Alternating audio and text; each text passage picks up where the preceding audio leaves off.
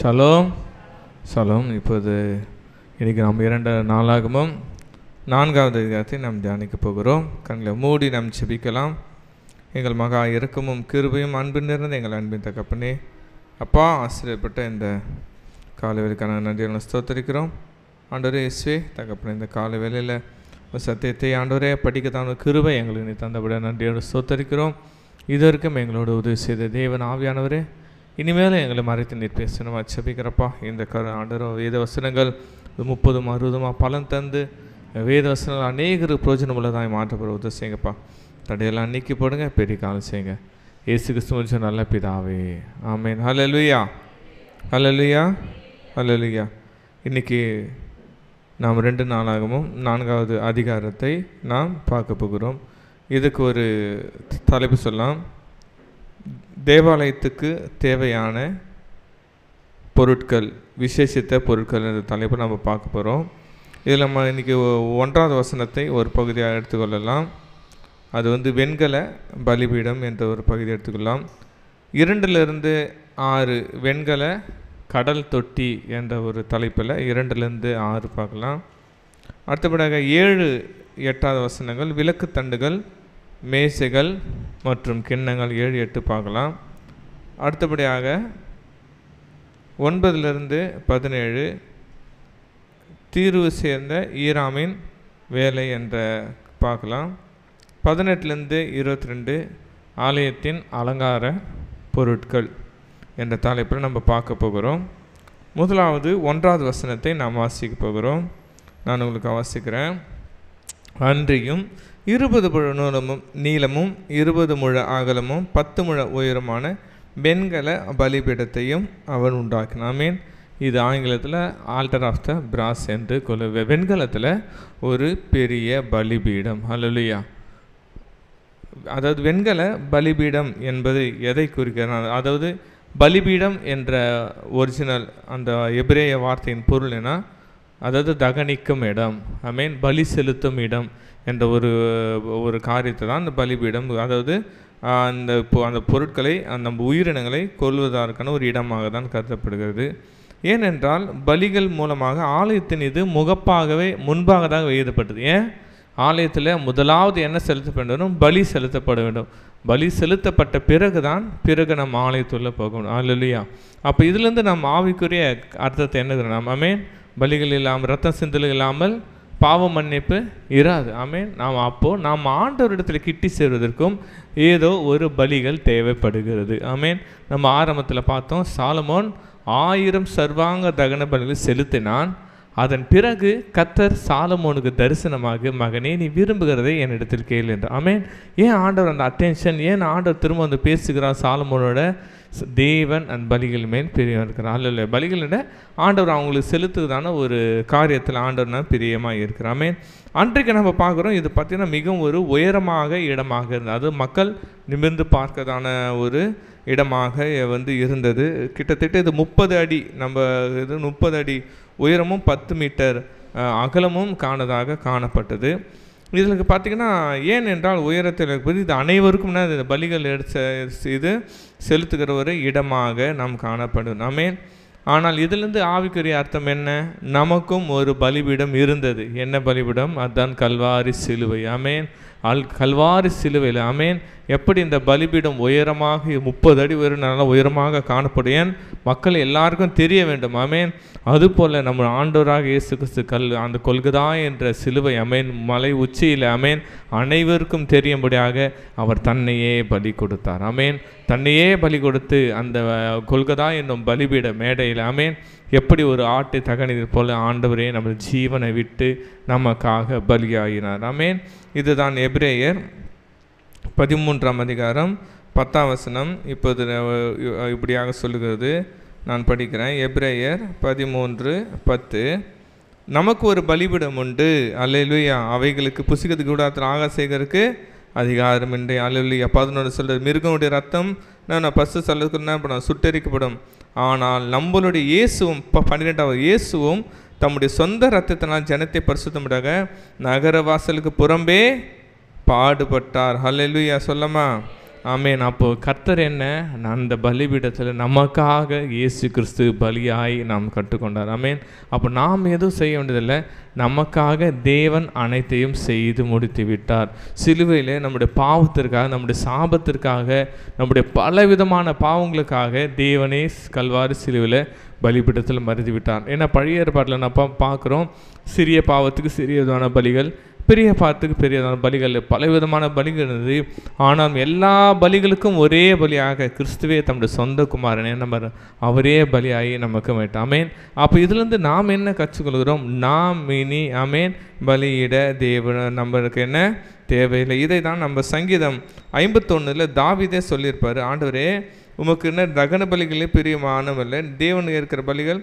சங்கீதம் 51 16 17 பலிகளை நீ விரும்புகிறதில்லை, விரும்பினால் செலுத்துவேன், தகன பலியும் உமக்கு பிரியமான. தேவனுக்கு ஏற்கும் பலிகள் நொறுங்குண்ட ஆவிதான், தேவனே நொறுங்குண்டதும் நறுங்குண்டதுமான இருதயத்தை நீர் புறக்கணீர். அல்லேலூயா. அப்போ ஆண்டவர் என்ன பலிபீடத்தில் ஆண்டவர் கர்த்தர் நமக்காக செய்து விட்டார்.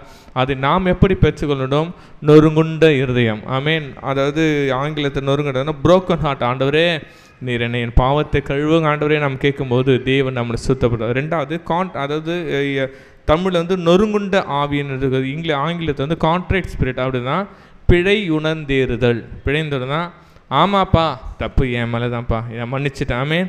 அதுதான் 1 யோவான் சொல்லுகிறது, தன் பாவங்களை மறைக்கிறவன் வாழ வேண்டாம், அவங்களை அறிக்கை செய்து விட்டுக்கிறனும் இறக்கம் பெறும். ஆமேன். அப்போ அன்றைக்கி பலிபீடம் பார்க்குறோம், அந்த பலிபீடத்தில் கிறிஸ்து நமக்காக பலியாயிட்டார். ஆனால் இனிமேல் நாம் அந்த பலியிட தேவையில்லை, கிறிஸ்து நமக்காக பலியாயிட்டார். கிறிஸ்து பலியாயிட்டால் அதை நாம் எப்படி சுதந்திரத்துக்குள்ளே போகிறோம், ஆண்டவருடன் நொறுங்குண்ட இருதயத்தோடு போய், பாவ மன்னிப்பின் இருதயத்தோடு போய் ஆமேன் ஆண்டவருடன் கேட்டு அந்த ஆசீர்வாதத்தை நாம் பெற்றுக்கொள்ளலாம். ஆமேன். அந்த காரியம் நம்ம ஒவ்வொரு ஆசீர்வாதம் நமக்கு ஆண்டவர் நம்ம மேலே வைத்திருக்கிறார். அல்லேலூயா. அடுத்தபடியாக 2வது பகுதியை நம்ம பார்க்க போகிறோம், வெண்கல கடல் தொட்டி என்ற தலைப்பில் நம்ம பார்க்க போகிறோம்.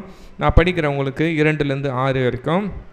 வெண்கல கடல் தொட்டியும் வார்ப்பித்தான், சக்கரமான அதனுடைய ஒரு விளிம்பு தொடங்கி மறு விளிம்பு மட்டும் 10 முழ அகலமும் 5 முழ உயரமும் சுற்றளவு 30 நூலுமாய் இருந்தது. அதன் கீழ்ப்புறமாய் ரிஷபங்களின் உருவங்கள் ஒவ்வொரு முகத்திற்கு 10 உருவமாக அந்த கடல் தண்ணி சக்கரத்தில் இருந்தது. தொட்டியோடு ஒன்றாய் வார்க்கப்பட்ட அந்த ரிஷபங்களின் 2 வரிசைகள் இருந்தது. அது 12 ரிஷபங்கள் மேல் நின்றது. இவைகளிலே 3 வடக்கேயும் மேற்கேயும் 3 தெற்கேயும் 3 கிழக்கையும் நோக்கி இருந்தது. கடல் தொட்டி அவைகள் மேல் உயர இருந்தது. அவைகளின் பின் பக்கமெல்லாம் உட்புறமாய் இருந்தது. அதன் கனம் 4 விரற்கடையும் அதன் விளிம்பு பான பாத்திரத்தின் விளிம்பு போலும் லீலி புஷ்பம் போலும் இருந்தது. அது 3000 குடம் தண்ணீர் பிடிக்கத்தக்கதாக இருந்தது. கழுவத்தக்கதுக்கு 10 கொப்பரைகளையும் உண்டாக்கி 5 வலது புறமாகவும் 5 இடது புறமாகவும் வைத்தான். சர்வாங்க தகன பலிகளை அவைகளால் அலசுவார்கள். கடல் தொட்டியே ஆசாரிகள் தண்ணீரால் சுத்தம் பண்ணுவதுக்கு இருந்தது. ஹல்லேலூயா. இது பார்க்குறோம் நம்ம ஆல்டர் பிராஸ்ன்னு பார்த்தோம். இது கடல் தொட்டி, அந்த இமேஜ் உங்களுக்கு போடுவாங்க. இது என்னென்ன கடல் தொட்டி. இது பெரிய ஒரு தொட்டியாக இருந்தது. அந்த தொட்டியின் மேலே கீழே என்ன காளைகள் இருந்தது. 12 காளைகள் மேலே அந்த பெரிய ஒரு பாத்திரம் இருந்தது. அந்த பாத்திரத்தில் தண்ணீர் வருகிறது. ஒரு சில வேத ஆராய்ச்சியாளர்கள் சொன்னால் அந்த காளையோட வாய் முகப்பு இருக்குதுல்ல, அதுலேருந்து ஒரு வேளை தண்ணீர் வந்து அது கீழே இருந்து அது பிடிக்கிறதுக்கு தங்களை கழுவுவதற்கு அது என்ன அது மிகவும் ஏவுதலாக இருந்தது நம்ம பார்க்குறோம். அல்லேலூயா. இதில் ஒரு அருமை, இது என்ன குறிக்கிறதுனா நாம் பாவங்களை கழுவ வேண்டும். அல்லேலூயா. நாம் ஒரு கரை நம்ம கையில் பட்டால் என்ன ஆகும், கரை ஆகிடும். அது கழுவின பேர் தான் சுத்தமாகும். ஆமே. அப்போ நம்ம வாழ்க்கையில் கூட பாவ கரைகள் நம்ம மேலே இருக்கும். நாம் உலகத்தில் தேவனை தவிர ஒருவனும் நீதிமான் இல்லை. அப்போ நம்மளும் அனுதினமும் நம்மளை நாம் கழுவி கொள்ள வேண்டும். அல்லேலூயா. ஒரு நாளும் நம்ம தினமும் நாம் குளிக்கிறோம், சுத்தம் செய்கிறோம், நம்முடைய சரீரத்தை நாம் கழுவி சுத்தமாக வைத்துக்கொள்கிறோம். ஆனால் நம்முடைய ஆவி, நம்முடைய ஆத்மா, அதையும் நாம் என்ன கழுவி சுத்தப்படுத்தி கொள்ள வேண்டும். அதை தான் இந்த காரியத்தில் நம்ம பார்க்குறோம். இது மட்டும் இல்லாமல் இதில் பார்த்திங்கன்னா இதில் ஆசாரியர்கள் தான் இந்த பெரிய பெரிய காரியங்கள் என்ன பண்ணாங்க, கழுவி அதில் சுத்திகரிக்கிற ஒரு காரியமாக இருந்தது. அல்லேலூயா. இப்போது இதில் பார்த்திங்கன்னா ஒரு ஆவிக்குரிய வெளிப்பாடு, கர்த்தர் அருமையான ஒரு வெளிப்பாடு. ஆமேன். வேதார் சொல்லுங்க, இந்த 12 எருதுகள் என்பது ஆமேன் 12 அப்போஸ்தலரை குறிக்கிறது. ஆமென். அந்த கடல் தொட்டி என்பது ஆண்டவருடைய ஜீவ தண்ணீரை குறிக்கிறது. ஆமென். அல்லேலூயா. ஆண்டவர் ஆதி அப்போஸ்தலர் காலத்தில் ஜீவ தண்ணீராக அவர் மேல் இறங்கி வந்தார். இது எப்படி 4 திசைகளிலும் அது 3 இருக்கிறது. ஆமென். இப்போ நம்ம 12 அப்போஸ்தலர்கள் அவர்கள் உலகம் எங்கும் 4 புறமும் போய் தேவனுடைய சுவிசேஷத்தை கொண்டு சென்றார்கள். ஆமென். அப்படி எப்படி இந்த எருதுகள் வாயிலிருந்து அந்த நீர் வெளிப்பட்டு 4 புறமும் உலகத்தின் ஆண்டவர் அந்த கழுவி சுத்திகரித்தாரோ, அதே போல் தேவனை 12 அப்போஸ்தலர் கொண்டு உலகம் முழுவதும் இன்னைக்கு கிறிஸ்தவத்தை நிலைநாட்ட தேவன் கிருபை செய்தார். ஹல்லேலூயா. இதில் ஒன்று பார்த்துங்க, இது எத்தனை குடம் நிரம்புமா? 3000 குடம். ஆமென். பேதுரு எழுது பிரசங்கிப்பது எத்தனை பேர் ரட்சிக்கப்பட்டார்கள்? 3000 பேர் ரட்சிக்கப்பட்டார். ஹல்லேலூயா. அப்போ அந்த ஜீவ தண்ணீர் அந்த நிரம்பி எத்தனை பேர் ரட்சிக்கப்படுகிறார்கள்? 3000 பேர் ரட்சிக்கப்பட்டு தேவனுடைய ஆலயத்தில் சேர்க்கப்படும். ஆமென். அப்போ எந்த அளவுக்கு தேவன் என்ன அந்த வெளிப்பாடை தருகிறார்கள். ஆமென். பழைய ஏற்பாட்டில் செய்யப்பட்ட காரியங்கள் அப்படியே ஆண்டவர் நிழலாக தான் இருக்கிறது என்று வேத வல்லுநர்கள் சொல்கிறாங்க. அப்போ அந்த அபிஷேகத்தை தேவன் நம்முடைய ஆதி அப்போஸ்தலர் காலத்தில் ஊற்றினார். ஆமென். அன்றைக்கு ஊற்றினார், இன்றைக்கும் உங்களையும் எண்ணெயை கொண்டு தான் அதை நிரப்ப போகிறார். ஆமென். நீங்களும் நானும் தான் அந்த காளைகளை போல எழும்பி செயல்பட்டு ஆண்டவருக்காக அந்த ஜீவ தண்ணீரை கொண்டு அநேக ஆத்துமாக்களை கிறிஸ்துவில் கொண்டு சேர்க்கிற பணியை கர்த்தருக்கு இன்னைக்கு நம்மளை தான் அழைத்திருக்கிறோம். ஆமென். நாம் என்ன சொன்னோம், அது எப்படி பல பேரை கழுவி சுத்திகரித்து தேவனுடைய ராஜ்யத்துக்கு சேர்த்ததோ, அதே போல் நம்முடைய பற்றுகளை பாவங்களுக்கான பரிதை நம்ம கேட்டு நாம் ஆண்டவருடைய பாதத்தில் நம்ம சேர்க்கலாம் இருக்க வேண்டும். அல்லேலூயா. இதே தான் தாவீதும் சொல்லுகிறார். சங்கீதம் 51 அதிகாரம் 7 ஆண்டவரே என்னை கழுவியருளும், அப்போது நான் சுத்தமாகிறேன். அல்லேலூயா. அப்போது நம்ம எதனால் கழுவப்பட்டுக்கிறோம் என்றால் 1 கொரிந்தியர் 6 அதிகாரம் 11 நாம் வாசிக்கலாம். 1 கொரிந்தியர் 6:11 நான் உங்களுக்கு படிக்கிறேன். உங்களில் சரி இப்படிப்பட்டவராக இருந்தீர், ஆயினும் கர்த்தராகிய இயேசு கிறிஸ்து நாம் தேவனுடைய ஆவியினாலும் நீங்கள் கழுவப்பட்டீர்கள், பரிசுத்தமாக்கப்பட்டீர்கள், நீதிமான்களாக்கப்பட்டீர்கள். அல்லேலூயா. அப்போ நம்ம ஆண்டவராக பரிசுத்த ஆவியினால் எப்படி அந்த தண்ணீர் அனைவரும் கழுவி சுத்திகரிக்கிறதோ, இன்றைக்கு நீங்களும் நானும் அதே அந்த பரிசுத்த ஆவியானவரால் கழுவி சுத்தமாக்கப்பட்டிருக்கிறோம். ஆமென். உலகத்தை சொல்ல எப்படிங்க ஜீசஸ் கிட்ட போனால் பாவலாம்? ஆமாங்க, இயேசு என்ற நாமத்தினால பரிசுத்த ஆவியானவர் என்ன எங்களோட பாவங்களை கழுவி அவர் சுத்திகரிக்கிறார். ஆமென். இதுக்கு மேலே பிசாசோட ஒரு சில பேர் குற்ற உணவு பண்ணியிருப்பான், இந்த பாவம் பண்ணிட்டே அந்த பாவம் பண்ணிட்டே. இல்லைங்க, எந்த பாவம் செய்தாலும் கர்த்தராகிய இயேசு கிறிஸ்து ரத்தம் நமக்கு இருக்கிறது. ஆமென். பரிசுத்த ஆவியானவர் இருக்கிறார். நம்முடைய பாவத்தை கழுவி சுத்திகரித்து பிதாவிடத்தில் கொண்டு சேர்க்கிற பணியை அவர் கண்டிப்பாக கொண்டு செய்கிறார். ஆமென். அல்லேலூயா. ஏன் இது அந்த பரிசுத்த அந்த பிரகாரத்துக்கும் செல்வதற்கு இந்த காளைகள் அந்த ஆல்டரும் இந்த கடல் தொட்டியும் தான் காரணம். இதை தாண்டி தான் செல்ல வேண்டும். ஆமென். நாமும் கர்த்தராகிட்ட ஆண்டவர்கிட்ட கிட்டி சேர வேண்டுமென்றால், நெருங்க வேண்டுமென்றால் நம்மளை நாம் கழுவி சுத்திகரித்து கொள்ள வேண்டும். ஆமென். ஒரு நாளும் ஆமென் நம்ம 2 நாள் 3 நாள் நம்மளுடைய சரீரத்தை நம்ம சுத்தம் செய்யனாலே நமக்கு என்ன பொறுக்காது. என்ன ஆண்டவர் எப்பா இன்றைக்கு எப்படியாவது நான் அந்த சரீரத்தை நாம் சுத்தம் செய்ய. ஆமென். நம்முடைய ஆவியிலும் நான் கழுவி கர்த்தராகிய இயேசு பரிசுத்த நாம் என்ன பண்ணோம், நம்ம கழுவி ஆண்டவரிடத்தில் நம்ம கிட்டி சேர்க்கிற ஒரு காரியத்தை நாம் செய்யவர்களாக இருக்கிறோம். ஆமென். அடுத்த ஒரு பகுதியை நம்ம வாசிக்க போகிறோம். 7 அதிகாரம் 7 வசனம் 8 வசனம். இது என்னன்னா, விளக்கு தண்டுகள், மேசைகள் மற்றும் கிண்ணங்களை கொஞ்சம் நம்ம பார்க்க முடியும். 7 வசனம் 7, 8 நான் படிக்கிறேன். 10 பொன் விளக்கு தண்டுகளையும் அவைகளுடைய பிரமாணத்தின்படி செய்வித்து அவைகளுடைய தேவாலயத்தில் வலது புறத்திலே 5 இடது புறத்திலே 5 வைத்தான். 10 மேஜைகளையும் செய்து அவைகளை தேவாலயத்தில் வலது புறத்தில் 5 இடது புறத்தில் 5 வைத்து 100 பொன் கலசங்களையும் பண்ணினான். அல்லேலூயா. பெரிய கடல் தொட்டிக்கு அருகே சிறிய தொட்டிகள் வலது புறமாக 5 இடது. இது என்னென்றால் சிறிய காரியங்களை செய்வதற்கு. ஆமென்.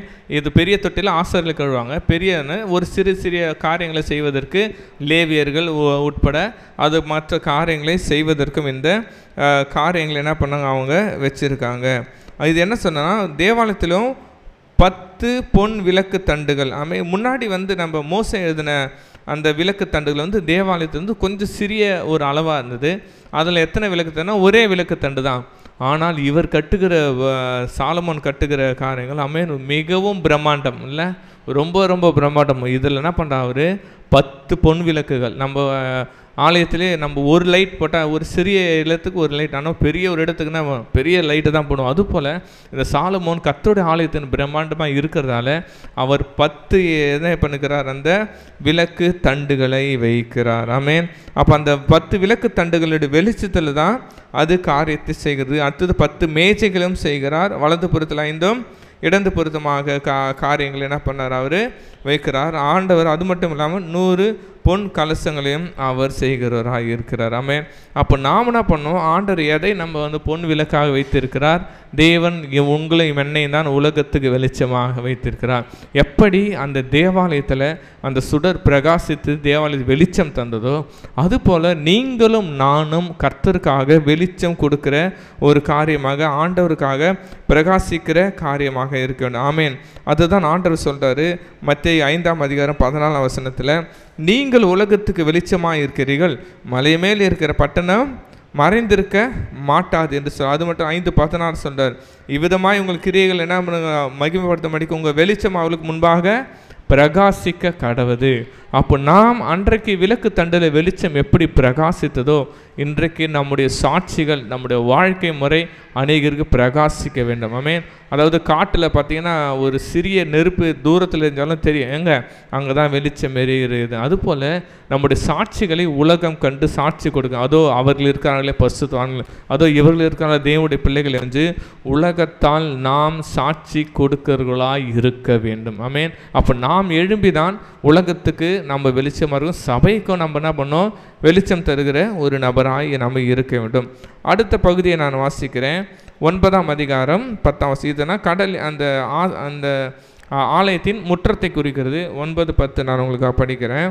மேலும் ஆசாரியரின் பிரகாரத்தையும் பெரிய பிரகாரத்தையும் பிரகாரத்தின் வாசல்களையும் உண்டாக்கி அவைகளின் கதவுகளை வெண்கலத்தால் மூடினான்.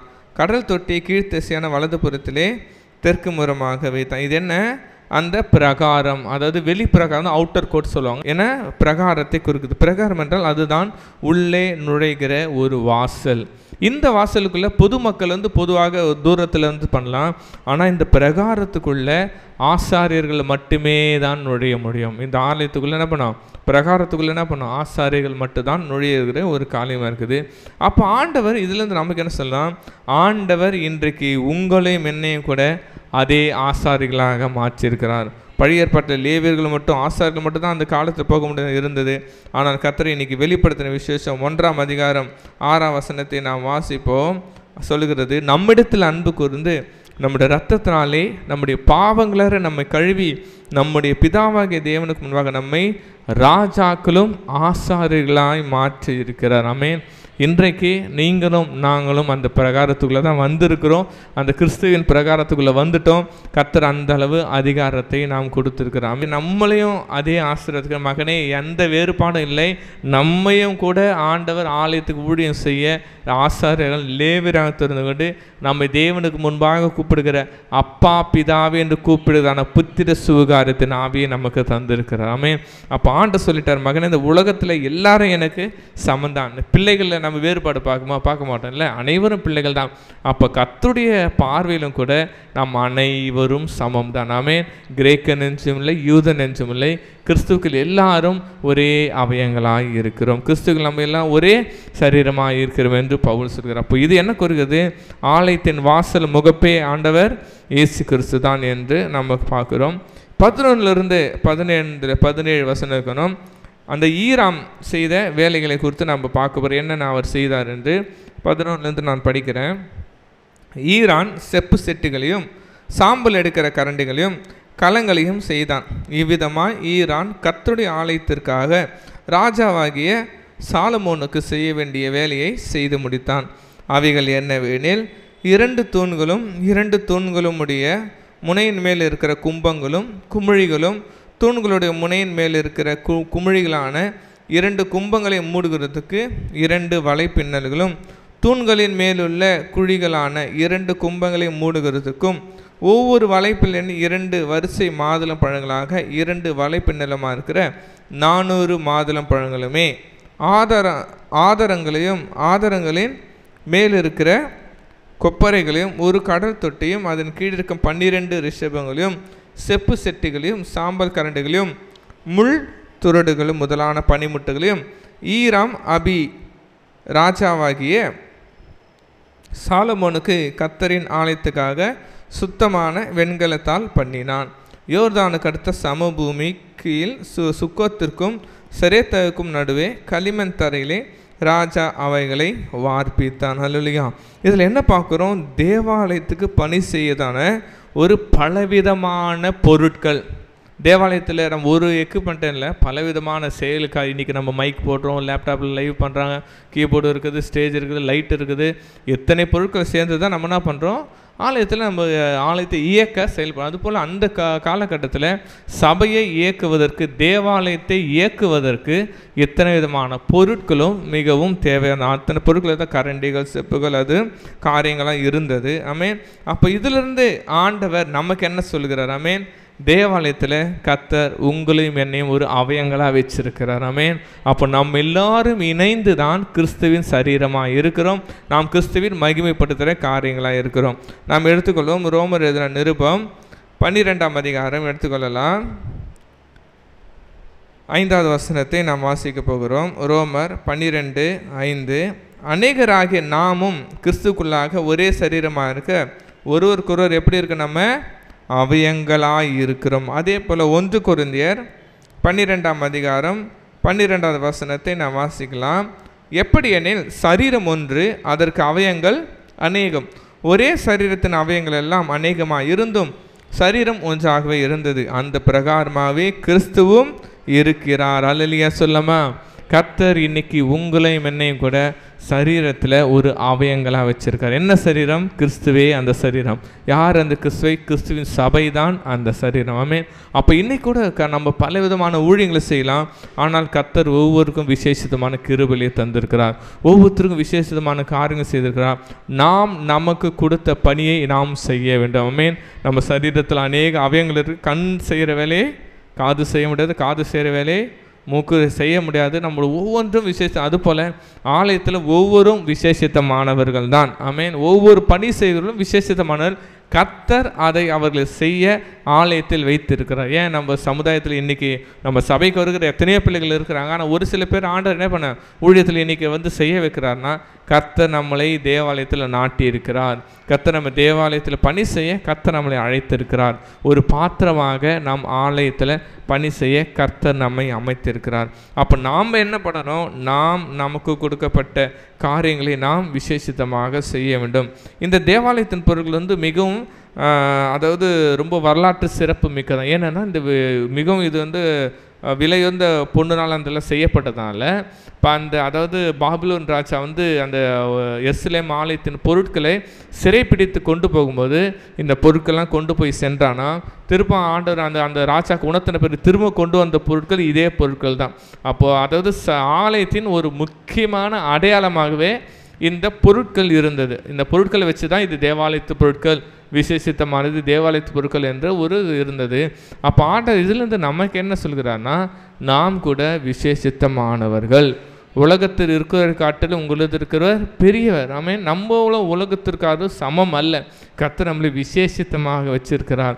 நம்மளை ஒரு சாட்சியாக வச்சிருக்கிறார். உலகத்திற்கு நம்மளை ஒரு ஆண்டவர் ஆசீர்வாதமாக வச்சிருக்கிறார். அப்போ உலகத்தாரும் உலகத்தில் இதை பண்ணுறாங்க, நீங்களும் அதை இல்லைங்க, நாங்கள் உலகத்தார் செய்வது போல செய்ய மாட்டோம். கர்த்தர் எங்களை விசேஷித்தமாக நாம் வைத்திருக்கிறார். அல்லேலூயா. அப்போ நம்மளை கொண்டு எப்படி இந்த செப்பு செட்டுகள், இந்த பொருட்கள் தேவாலயத்துக்கு ஒரு அடையாளமாக இருந்ததோ, இன்றைக்கி நம்ம இந்த சமுதாயத்தில் நம்ம சபையை நம்மை தான் தேவாலயத்துக்கு தேவன் நம்மை அடையாளமாக வைத்து. இவர்களா பட்டாபுரம் சபைக்கு ஜிஎஸ்எக்ஸ் போகிறா? நல்ல சாட்சி பெற்றவர்கள். இவர்கள் இந்த சபைக்கு போகிறவர்களா? அவர்கள் நல்ல ஆண்டிற்குள்ளே வருகிற நம்மை தான் தேவன் அடையாளமாக வைத்திருக்கிறார். ஆமென். அப்போ நாம் என்ன பண்ணோம்? எப்படி அந்த பொன் கலசங்கள் எப்படி மின்னி அந்த காரியத்தை வெளிப்படுத்தப்பட்டதோ அதே போல் நாமும் வெளிப்படுத்தப்பட வேண்டும். அல்லேலூயா. அப்போ நாமும் நம்முடைய தேவாலயத்துக்கும் காரியத்துக்கும் நம்ம என்ன பண்ணுறோம்? நம்ம மிகவும் சாட்சிகளாக இருக்கிறோம். கடைசி பகுதியை நாம் வாசிக்க போகிறோம். 18ஆம் வசனத்திலிருந்து 22வது வசனம் வரைக்கும் நான் உங்களுக்கு படிக்கிறேன். இந்த பனிமுட்டுகள் எல்லாம் சாலமோன் வெகு ஏராளமாய் உண்டு பண்ணினான். வெண்கலத்தின் நிறை தொகைக்கு அடங்காயிருந்தது. தேவனுடைய ஆலயத்துக்கு வேண்டிய சகல பணிமுட்டுகளையும் பொற்பீடத்தையும் சமூக தப்பங்களை வைக்கிற மேஜைகளையும் முறையின்படி சந்நிதிக்கு முன்பாக விளக்கு கொளுத்துவதற்கு பசும்பொன் விளக்கு தண்டுகளையும் அவைகளின் விளக்குகளையும் சுத்த தங்கத்தினால் செய்த பூக்களையும் விளக்குகளையும் கத்திரிகளையும் பசும்பொன் கத்திகளையும் கலங்கங்களையும் கலயங்களையும் தூப கலசங்களையும் சாலமோன் பண்ணினான். மகா பரிசுத்த உட்கதவுகளும் ஆலயத்தின் வீட்டின் கதவுகளும் ஆலயத்தின் வாசல்கள் எல்லாம் பொன்னாக இருந்தது. அப்பா அல்லேலூயா, ஆமேன். தேவன் தான் ஐஸ்வர்ய சம்பனர். ஆமேன்.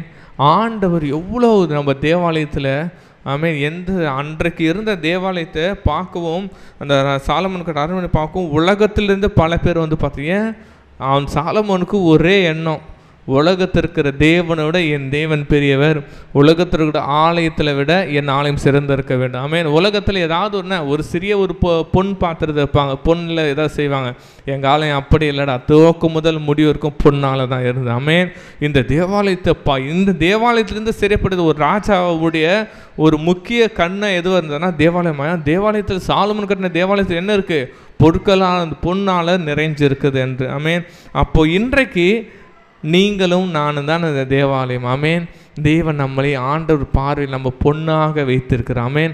உலகத்தால் கரைப்படாத நம்மளை பொன்னாக வைத்திருக்கிறார். நாம் கர்த்தருடைய பார்வையில் விலையேற பெற்றவர்கள். ஆமேன். நம்ம ஒவ்வொரு சரீரமும் நம்ம ஆண்டவர் பார்வையில் நாம் விலையேற பெற்றவர்களாக இருக்கிறோம். அல்லேலூயா. அப்போ இது அது மட்டும் இல்லாமல் இந்த எடையை கூட என்ன பண்ணலாம், என்னவே முடியல. இது சாலமோனுடைய ஒரு உதார குணத்தை குறிக்கிறது. ஆமேன். அவன் கர்த்தருக்கு செய்தது எதுவும் கண்ணுக்கே பார்க்கலையா? கர்த்தருக்கு தானே செய்கிறோம், எவ்வளோ ஆனாலும் பரவாயில்ல, ஆனால் பெஸ்ட்டாக இருக்கணும். ஆமேன். அப்போ நாம் கூட தேவாலயத்தை செய்கிற காரியங்கள், தேவாலயத்தில் இருக்கிற ஒவ்வொரு காரியத்தை என்ன பண்ண நம்ம கர்த்தருக்காக விசேஷித்தமாக த பெஸ்ட்டு தான் நாம் செய்யணும். ஆமேன். நம்மளோட போதகர மாளிகை சொல்லுவாங்க, என்னமே தேவாலயத்துக்கு என்ன பண்ணாங்க, நீங்கள் உபயோகித்த பொருட்களை கொடுக்காதீங்க. நம்ம தேவாலயத்தில் இருக்கிற பொருட்கள்னு அது நன்றாக இருக்கும், இந்த பெஸ்ட்டு ஒன்றா தான் நம்ம ஆலயத்தில் நாம் கர்த்தருக்கென்று செயல்படணும். அப்போது உலகத்தில் அவன் என்ன தான் இருந்தாலும் தேவாலயத்துக்கு முதலாவது கொடுத்து என்ன பண்ணால் அவன் அதை செய்தான். அல்லேலூயா. இது மட்டும் இல்லை, இது ஒரு அலங்காரத்துக்காக அந்த பூக்களுடைய வடிவில் உள்ள பார்த்தீங்கன்னா இதோடைய அவங்களுக்கு அப்புறம் வீடியோ போடுவாங்க. ஆமேன். பார்க்குறதுக்கு ரொம்ப டெக்கரேட்டிவாக ரொம்ப அலங்காரமாக இருந்தது. பழைய ஏற்பாட்டில் என்ன அந்த தேவாலயத்தினுடைய காரியங்கள் அலங்காரமாக இருந்தது. ஆனால் புதிய ஏற்பாட்டில் கர்த்தர் நம்ம ஆவிக்குரிய அலங்காரத்தை எதை நம்ம பார்த்து முடிக்க போகிறோம். 1 பேதுரு 3ஆம் அதிகாரம் 4வது வசனத்தை நாம் வாசிக்கலாம். 1 பேதுரு 3:4 அழியாத அலங்கரிப்பாய் இருக்கிற சாந்தமும் அமைதியுள்ள ஆவியாகிய இருதயத்தில் மறைந்திருக்கிற குணமே உங்களுக்கு அலங்காரமாக இருக்கப்படுவது, அதுவே தேவனுடைய பார்வையில் விலையேறப்பட்டது. அப்போ இன்றைக்கி நினச்சிக்கலாம் பிரதர், அப்போ இன்றைக்கி சர்ச்சை நம்ம என்ன பண்ணலாம், தேவாலயம் நம்ம பொண்ணுனால கட்டணும், அதுதான் ஆண்டருக்கு பிடிக்குமா? இல்லைங்க. ஆமேன். ஆண்டருக்கு எதை பிடிக்குதான்? அழியாத அலங்கரிப்பாகிய சாந்தமும் அமைதியிலும் உள்ள ஆவி தான் தேவனுக்கு. ஆமேன். அமைதியாக சாந்தமாக அந்த ஆவியை பற்றி அதுதான் நமக்கு ஒரு அலங்கரிப்பாக இருக்கிறது. ஆமேன். அல்லேலூயா. அப்போ இன்னைக்கு ஆண்டு சொல்ல மகனே, உன்னுடைய ஆலயத்தை என்ன பண்ணி எதை வைத்து அலங்காந்து கொண்டுகிறாய்? ஆமேன். அதனுடைய அதாவது ஆண்டவர் சொல்லுற சீஷர்கள் அதோடைய கனியினால் அறியப்படுவார்கள். ஆவியின் கனிகளால் நம்மை அலங்கரிக்க வேண்டும். அப்பா இவரா ரொம்ப அன்பாக இருப்பாருங்க, இவரா ரொம்ப ஒண்டர்ஃபுல் அருமையான மனிதருங்க, இவர் ஆண்டருக்கு அவ்வளோ உண்மையாக நேசிப்பாங்க, அவ்வளோ அன்பாக இருப்பாங்க, சாந்தமாக இருப்பாங்க, இவங்க என்ன இச்சையடக்கமாக இருப்பாங்கன்னு சொல்லிட்டு நம் ஆவின் கனிகளால் நம்மை அலங்கரிக்கிறதா இருக்க வேண்டும். இதுதான் தேவனுடைய பார்வையில் விலையேற பெற்ற அலங்காரமாக இருக்குது. ஒரு மரம் இருக்கிறது, மரத்தில் எந்த கனிகளும் இல்லாமல் வெறும் மரமே காட்டுறதா என்ன சொல்லுவாங்க, யாரும் அதை விரும்ப மாட்டாங்க. என்னடா இந்த மரத்தில் பழம் இல்லை, எதுவும் இல்லை, இதை போன்று. ஆனால் அந்த மரம் ஒருவேளை கனிகளால் நிறையப்பட்டால், கனிகளால் பூத்து வந்தால் மக்கள் அனைவரும் அந்த கனியை சாப்பிட்டு அநேகரும் பிரயோஜனப்படுவார்கள். அதுபோல் அப்போ நம்மையும் கர்த்தர் ஒரு ஆலயமாக வைத்திருக்கிறார், நம்மையும் கர்த்தர் ஒரு அலங்காரமாக வைத்திருக்கிறார். ஆனால் நாம் என்ன பண்ணணுமா, ஆவியின் கனிகளால் நம்மை அலங்கரிக்க வேண்டும். அல்லேலூயா. அந்த ஆவியின் கனிகளை மட்டும் நம்ம பார்த்து நம்ம முடிக்க போகிறோம். ஆண்டவரே அப்பா என்னையும் இது போல் என்ன ஆவியின் கனிகளாக நீங்கள் என்ன பண்ணுங்கள் நிரப்புங்க என்று நாம் கேட்டு ஆண்டவர் சமூகத்தில் ஒப்பு கொடுக்க போகிறோம். கலாத்தியர் நிருபம் 5ஆம் அதிகாரத்தை எடுத்துக்கொள்ளலாம். ஆவியின் கனியோ அன்பு, சந்தோஷம், சமாதானம், நீடிய பொறுமை, தயவு, நற்குணம், சாந்தம், விசுவாசம், இச்சையடக்கம். அல்லேலூயா. இப்படிப்பட்ட காரியங்களுக்கு பிரமாணங்கள் ஒன்றுமே இல்லை. அப்போ நாம் கர்த்தருடைய பார்வையில் நம்மை அலங்கரிக்கிறவர்களாக இருக்க வேண்டும்.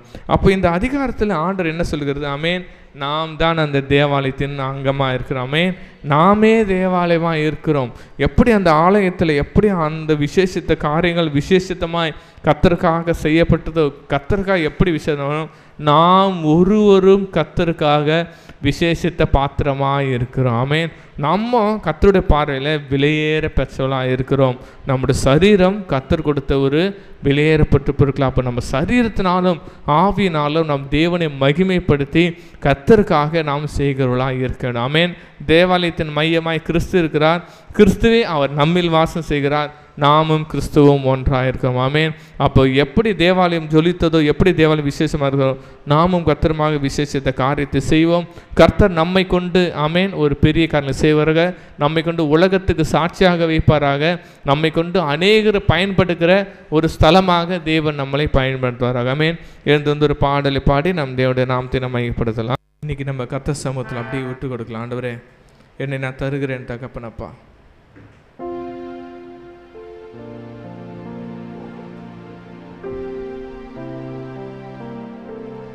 என்னை ஒரு பாத்திரமாக பயன்படுத்துங்கப்பா.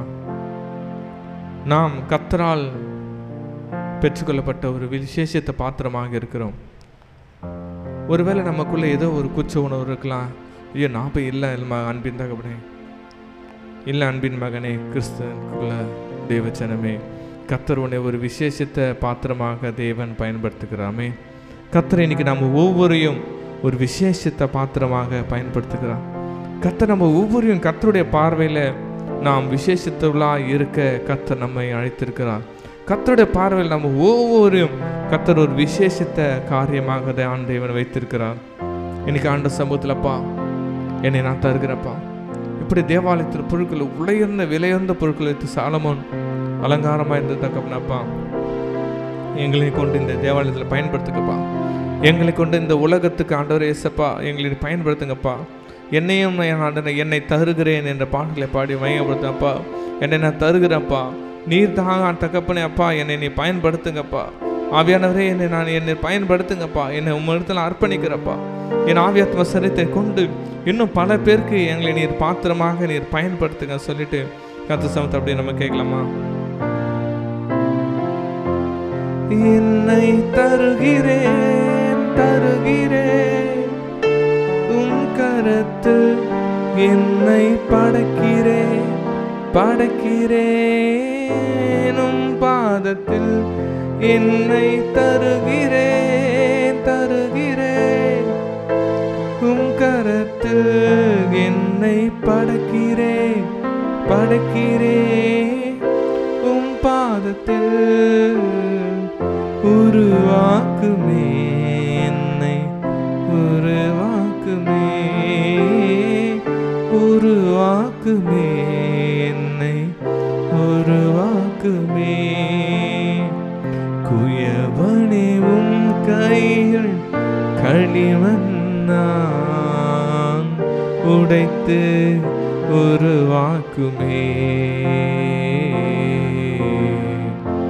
என் சித்தமல்ல உம் சித்தம் நாதா, தருகிறேனும் கையிலே, என் சித்தமல்ல உம் சித்தம் நாதா, தருகிறேனும் கையிலே. சொல்லமா, என்னை தருகிறேன், என்னை தருகிறேன் தருகிறேன், உம் கரத்து என்னை படைக்கிறேன் படைக்கிறேன், உம் பாதத்தில் என்னை தருகிறேன் தருகிறேன், உம் கரத்தில் என்னை படைக்கிறேன் படைக்கிறேன், உம் பாதத்தில். சொல்லமா, உருவாக்குமே என்னை உருவாக்குமே அப்பா, உருவாக்குமே என்னை உருவாக்குமே. சதலோதரி சதனமோஷ நன்றியோடு ஸ்தோத்திரிக்கிறேன். நன்றியோடு உம்மை துதிக்கிறோம் தகப்பனே. இது இந்த கால வேளையில் கூட தகப்பனே எங்கள் கூட நீங்கள் பேசின வார்த்தைகளுக்காக உமக்கு நன்றி செலுத்துகிறோமப்பா. இப்பொழுது மடிகளை மறைத்து நீர் வெளிப்படுகும். இயேசுவின் ரத்தம் செய்யும் இயேசுவின் நாமத்தில் பிதாவே, ஆமென். 2 நாளாகமம் 4ஆம் அதிகாரம் 6ஆம் வசனம். கழுவுகிறதற்கு 10 கொப்பரைகளையும் உண்டாக்கி 5 வலது புறத்திலும் 5 இடது புறத்திலும் வைத்தான். சர்வாங்க தகனம் ஆகிறவைகளை அவைகளில் அலசுவார்கள். கடல் தொட்டியோ ஆசாரிகள் தங்களை சுத்தம் பண்ணி கொள்ளுகிறதுக்கு இருந்தது என்று. இந்த வசனங்களில் பார்க்கிறோம், பலி செலுத்துவதற்கு முன்பாக ஆசாரிகள் தங்களை சுத்தம் பண்ணி கொள்கிறார்கள். அந்த கடல் தொட்டியில் என்ன பண்ணுறாங்கன்னா அவர்களை சுத்தம் பண்ணிக்கொள்ள அது வைக்கப்பட்டு இருக்கு என்று. அப்போ இந்த நாளிலும் தேவன் நம்மையும் ஆசாரிகளாக லேவியர்களாக நம்மையும் வைத்து இருக்கிறார். இந்த நாளிலும் நம்மையும் தேவன் எப்படியாக இணைத்து இருக்கிறார் பண்ணுற இயேசு கிறிஸ்துவின் இரத்தத்தினால நாம் கழுவப்பட்டு ஆசாரிகள் லேவியர்களாக நம்மையும் ஆண்டவர் தெரிந்து கொண்டு இருக்கிறார். இந்த நாளிலும் பார்த்தீங்கன்னா நமக்குள்ளும் பாவங்கள் இருக்கும் என்று நினைத்தோம் என்றால் ஆண்டவரோட இரத்தத்தினால கழுவப்பட்டு நாம் சுத்திகரிக்கப்பட வேண்டும் என்று. ஆமென், ஹல்லேலூயா. நம்ம இந்த வசனங்களை வாசிக்கும் போது எனக்கு இந்த போன வாரத்தில் நடந்த அந்த சாட்சி தான் எனக்கு ஞாபகம் வந்தது. நம்ம புது வருஷத்துக்குள் கடந்து வந்த பிறகு பாவ நிவர்த்தி நாள் என்று நம்ம ஆசரித்தோம். அந்த நாளில் பார்த்தீங்கன்னா நம்ம போன வருஷத்தில் என்னென்ன பாவங்கள்லாம் செய்தோமோ அதை அறிக்கையிட்டு நம்ம விட வேண்டும் என்று அந்த பாவ நிவர்த்தி நாளில் நம்ம அனைவரும் கடந்து வந்தோம். அப்போ அந்த நாட்களில் ஆண்டவர் என்னையும் தொட்டார். என்னோட பாவங்கள் என்னவா இருந்தது அது எல்லாவற்றையும் நான் அறிக்கையிட்டு ஒவ்வொன்றாக நாங்கள் அதை தீர்க்க தரிசன செயலாக செய்தது என்னென்னா அதை பேப்பரில் எழுதி அதை என்ன பண்ண ஒவ்வொன்றாக நாங்கள் இயேசுவின் இரத்தத்தினால என்னையும் என் குடும்பத்தையும் நாங்கள் கழுவுகிறோன்னு சொல்லிட்டு அந்த பேப்பரை கிழித்து போடும்போது பார்த்தீங்கன்னா எனக்குள்ளே இருந்த அந்த பாவமான காரியங்கள், அந்த எண்ணங்கள், சிந்தனைகள் எல்லாவற்றையும் போயிடுது. அது மாத்திரம் இல்லை, அந்த குற்ற மனப்பான்மை அது எனக்குள்ளே எப்பொழுதும் என் மனசாட்சி சொல்லிக்கிட்டே இருக்கும், நீ பாவம் செஞ்சுட்ட, நீ ஆண்டவர்கிட்ட போகிறது கூட நீ தகுதியானவ கிடையாதுன்னு சொல்லி அடிக்கடிக்கு அந்த குற்ற மனப்பான்மை இருந்தது. ஆனால் அன்னைக்கு அந்த பாவ நிவர்த்தினால் அந்த தீர்க்க தரிசனம் செய்த பிறகு பார்த்தீங்கன்னா என்னோட இருதயம் அப்படியே ஒரு பரிசுத்தத்துக்குள்ளே நடத்தப்பட்டது போல இருந்தது. ஒரு சமாதானத்துக்குள்ளே நான் நடத்தப்பட்டதை நான் உணர்ந்தேன்.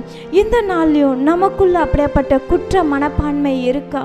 நான் ஆண்டவர்கிட்ட வந்துட்டேன், ஆனால் எனக்குள்ளே அந்த சின்ன சின்ன பாவங்கள் இருக்குது, ஏற்கனவே நான் செய்த தவறுகள் என்னை குற்றப்படுத்தி கொண்டே இருக்கு என்று சொன்னால் இன்றைக்கு இயேசுவின் இரத்தத்தினால நம்ம கழுவப்பட நம்மை ஒப்பு கொடுக்கலாமா? இன்றைக்கு நம் மனம் திரும்பி விட்டோம் என்றால் தேவன் நம்மளை சுத்திகரிக்க அவர் வல்லவராய் இருக்கிறார். நம்மையும் ஆசார்கள் லேவியர்களாக தெரிந்திருக்கிறார். இந்த நாளில் ஆண்டவர்கிட்ட நம்ம விட்டு கொடுக்கலாமா? அப்பா, இந்த வேலையில் என்ன உங்ககிட்ட ஒப்பு கொடுக்குறோம்ப்பா, என்னை நீங்கள் சுத்திகரிங்கப்பா, உங்கள் ரத்தத்தினால கழுவுங்கப்பா என்று சொல்லி நம்ம விட்டு கொடுக்கலாமா? Thank you Jesus, thank you Jesus, thank you Jesus. பரிசுத்த ஆவியானவரால் நம்மை கழுவுங்க. பரிசுத்த ஆவியானவர் வரும்போது நாம் ஆண்டவர் பிரகாசிக்கிற ஒரு பாத்திரமாக இன்னைக்கு ஆண்டவர் காலியான பாத்திரமாக வந்திருக்கலாம். ஆண்டவர் நம்மளை நிரப்ப போகிறார். எப்படி அந்த கடத்தோட ஜீவ தண்ணீர் புறப்பட்டு உலகத்துக்கு ஆண்டவர் சாட்சியாக பயன்படுத்தினாரோ அதே ஒரு ஜீவ ஊற்று நம்மிடத்தில் புறப்பட போகிறார். தேவன் அந்த ஜீவ தண்ணீர் ஊற்றலாம். பரிசுத்த ஆவியானவர் வாஞ்சை கேட்போமா? இயேசுவின் நாமத்தினாலும் ஆண்டவர் கர்த்தராக இயேசு கிறிஸ்துவின் நாமம் பரிசுத்த ஆவியினாலும் இப்போது எங்கள் பாவங்களை கழுவப்படுவதாக. எல்லா எங்களை குற்றப்படுத்துகிற பொல்லாத கிரியைகளும் இயேசுவின் ரத்தத்தால் எங்களை பாவங்களை நாங்கள் சுத்தங்களை கழுவுகிறப்பா. எங்களை பாழுங்க, இயேசுவின் ரத்தத்தால் என்னை கழுவுங்க. இயேசுவின் ரத்தம் சகல பாவங்களை நீக்கி சுத்திகரிக்க போல எங்களை குற்றப்படுத்துகிற எல்லா பொல்லாத கிரியைகளை நாவியை நஸ்ரனாக இயேசு கிறிஸ்து நாங்கள் சபித்து நாங்கள் கட்டுகிறப்பா. இப்போதே தகப்பனே உயிர் தந்த வல்லமை, இப்போதே ஒரு உயிர் தந்த வல்லமை எங்கள் சரீரத்தில் பாய்வதாக. எல்லா குற்ற உணர்வுகள் இயேசு நாமத்தை மறைவதாக. எல்லா பாவ எண்ணங்கள் இயேசு நாமத்தை சிந்தையிலிருந்து மறைந்து போவதாகப்பா. எங்கள் சரீரத்தில் இந்த இயேசு நாமத்தில் மறைந்து போவதாக தகப்பனப்பா. ரத்தத்தினால் எங்களை கழுவிருக்க விசுவாசிக்கிறப்பா. பரிசுத்த ஆவியானவரே ஒவ்வொன்றையும் நீங்கள் எங்களை நிரப்பி நாங்கள் விசுவாசிக்கிறப்பா. உடைய ரத்தம் எங்களை கழுவிட்டு நாங்கள் விசுவாசிக்கிறோம். இயேசுவின் ரத்தம், இயேசுவின் ரத்தம், இயேசுவின் ரத்தம், இயேசுவின் ரத்தம், இயேசுவின் ரத்தம், இயேசுவின் ரத்தம், இயேசுவின் ரத்தம், இயேசுவின் ரத்தத்தினால விடுதலை அப்பா. இப்போதெல்லாம் சிந்தையிலிருந்து விடுதலை. எல்லா சிறைப்படுத்துகிற பொல்லாத கிரியைகளும் நஸ்ரனாகிய இயேசு கிறிஸ்துக்குள்ளே எங்கள் சிந்தைகளை நாங்கள் சிறைப்படுத்துகிறோம். எல்லா பொல்லாத சிந்தையில் உண்டு பண்ணுகிற சிந்தனைகளை நாங்கள் கிறிஸ்துவை நாங்கள் சிறைப்படுத்துகிறப்பா. இயேசு நாமத்தை கிறிஸ்து இயேசுல இந்த சிந்தையை எங்களில் இருக்க கடவுதப்பா. கிறிஸ்து இயேசுல இந்த சிந்தை எங்கள் ஒவ்வொருக்கும் உண்டாவதாக தகப்பனப்பா. நன்றி நன்றி நன்றி நன்றி நன்றி நன்றி நன்றி நன்றி நன்றி நன்றி நன்றி நன்றி நன்றி அப்பா.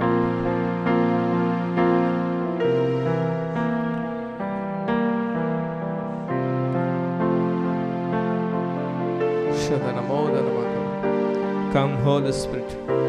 வரவேற்கிறோம் அப்பா. Come Holy Spirit அப்பா, வரவேற்கிறோம். ஆவியானவர் எங்களை நிரப்புங்கப்பா. இப்போது எங்களை பாத்திரத்தின் பாவங்களை கழுவி சுத்திகரிங்கப்பா. நம்ம கேட்கலாமா? ஆண்டவர் எங்களை கழுவுங்கப்பா. ஷபதனமாக்கரபா ஓரிதல ரீதல ரதனமாக்கரபா லிபரபதனமாக்கரபா ஓரிதரே தேரே தேரே ரே ஷதனமாக்கரபதனமாக்கரபா. இயேசு ரத்தம், இயேசு ரத்தம் இப்போது ஒரு சரீரத்தில் பாய்ந்து கொண்டிருக்கிறது. இப்போது எல்லா ஆபத்துக்கு மேலான சமாதானத்தை ஆவின் ஊற்றி கொண்டிருக்கிறார். எல்லாம் மைண்ட் பிளாக்கிங்க. பாவத்தில் இதை செய்யலைன்னா உன்னால் விட முடியாது. இந்த பாவத்தை நீ செய்யலாம், உன்னால் உயிர் வாழ முடியாது. இந்த பாவத்தை செய்யலைன்னா உன்னை நான் பிசாசுகளின் வார்த்தைகளை நாங்கள் சபித்து நாங்கள் கட்டுகிறப்பா. உனக்கு எங்களோட பிள்ளைகளை சிந்தைகளில் உனக்கு ஊடுரு, உனக்கு அதிகாரம் இல்லை ஆண்டவர். நீ சபிக்கப்பட்ட சத்துக்களை கிரியில் முறியடிக்கும்படிக்கு கிறிஸ்து இயேசு இந்த உலகத்துக்கு வந்தார் தகப்பன. எல்லா மைண்ட்ல டிஸ்டர்ப் பண்ணுகிற பொல்லாத கிரியைகளும் இயேசு நாங்கள் சபித்தினால் கட்டுகிற சுத்தி இருக்கிறப்பா. எங்களை நீ வல்லமையாக பயன்படுத்தினால் விசுவாசிக்கிறப்பா. எங்கள் ஒவ்வொருவரும் ரத்தத்தினால கழுவினால் விசுவாசிக்கிறோம் தகப்பனப்பா.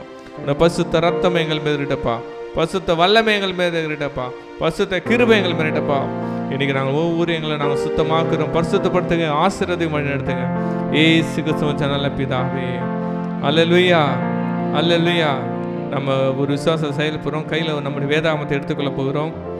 இந்த 1 கொரிந்தியர் 6:11 நான் சொல்லும்போது நம்மளும் அந்த வசனத்தை நம்ம கூட சேர்ந்து சொல்ல போகிறோம். பைபிளை மேலே உயர்த்தி வலது கையில் மேலே வைத்து நம்ம சொல்ல போகிறோம். ஆயினும் கர்த்தராகிய இயேசுவின் நாமத்தினாலும் நமது தேவனுடைய ஆவியினாலும் கழுவப்பட்டேன், பரிசுத்தமாக்கப்பட்டேன், நீதிமானாக்கப்பட்டேன். திரும்ப சொல்லுங்க. கழுவப்பட்டேன், பரிசுத்தமாக்கப்பட்டேன், நீதிமானாக்கப்பட்டேன். திரும்ப சொல்லுங்க. கழுவப்பட்டேன், பரிசுத்தமாக்கப்பட்டிருக்கிறேன், நான் நீதிமானாக்கப்பட்டிருக்கிறேன். அல்லேலூயா, அல்லேலூயா. கர்த்தர் இன்னைக்கு ஒவ்வொரு நீதிமானா வைத்திருக்கிறார். நம்மளை கழுவி சுத்தப்படுத்தி விட்டார். ஆமென். நம்மளை குற்றப்படுத்துகிற எல்லா கிரியைகளை தேவன் முறியடித்து சிலுவையில் எப்படி தேவன் ஜெயகிறிஸ்து கட்டலாரோ அதே ஜெயகிறிஸ்து நம்ம கட்டளையிட்டுக்கிறார். ஆமென். இன்னைக்கு அநேக பேர் தேவன் கழுவி விட்டார். ஆமென். இனிமேட்டு பாவ சிந்தனைகளை நம்ம மேற்கொள்வதில்லை. பாவத்துக்கு மறித்து நாம் நீதிக்கு பிழைத்திருக்கிறோம். அல்லேலூயா, அல்லேலூயா, அல்லேலூயா. ஷாலோம், ஷாலோம், ஷாலோம், ஷாலோம், ஷாலோம். கடைசி ஆசீர்வாதத்துக்கு நேராக கைகளை விரித்துக்கொள்ளும். ஈவரக்கா அடோனாய் வயீஷ்மரக்கா யா ஏ அடோனாய் பனவ் அல்லக்கா விஹுனக்கா ஈஷா அடோனாய் பனவ் அல்லக்கா வயசம் லக்கா ஷாலோம், வயசம் லக்கா ஷாலோம். கர்த்தர் உன்னை ஆசீர்வதித்து காக்க கடவர். கர்த்தர் தன் முகத்தின் மேல் பிரகாசிக்க பண்ணி உன்மேல் கிருபையா இருக்க கடவர். கர்த்தர் தன் முகத்தை உன்மேல் பிரசன்னமாக்கி உனக்கு சமாதானம் கட்டளையிட கடவர். ஹல்லேலூயா, ஹல்லேலூயா, ஹல்லேலூயா.